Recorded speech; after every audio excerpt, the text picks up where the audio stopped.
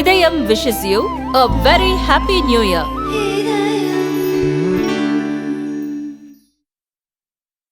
திருநெல்வேலியில் நடைபெற்ற மாமன்ற கூட்டத்தில் மேயருக்கும் கவுன்சிலர்களுக்கும் வாக்குவாதம் ஏற்பட்டதால் சலசலப்பு உண்டானது.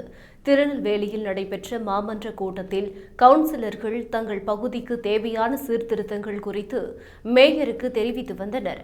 அப்போது பேசிய திமுக கவுன்சிலர் பேச்சியம்மாள், தனது வார்டில் சாலை அமைக்க கற்கள் விரிக்கப்பட்டு பல மாதங்களாக எந்தவிதமான பணியும் மேற்கொள்ளப்படவில்லை என்றும், தசரா திருவிழாவின் போது கூட சாலை அமைக்கப்படவில்லை என்றும் கூறினார். தனது வார்டில் அதிக அளவில் பிராமணர்கள் வாழ்கிறார்கள்.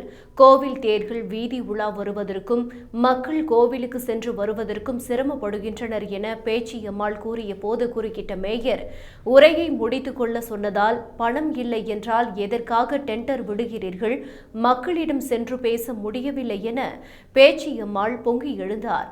ஆனால் இங்கு நான் தான் மேயர், சொல்வதை கேளுங்கள் என மேயர் கூறியதால் மற்ற மாமன்ற உறுப்பினர்களும் வாக்குவாதத்தில் ஈடுபட்டனர். இதையடுத்து மாநகராட்சி ஆணையர் கவுன்சிலர்களுக்கும் மேயருக்கும் இடையே சமரசம் செய்து வைத்து ஒவ்வொருவருக்கும் குறிப்பிட்ட நேரம் ஒதுக்கி பேச வைத்தார். பிறகு பேசிய மாநகராட்சி ஆணையர், போதிய பணம் இல்லாததால் மாநகராட்சி ஊழியர்களுக்கு சம்பளம் கொடுப்பதில் சிக்கல் உள்ளதாக தெரிவித்தார்.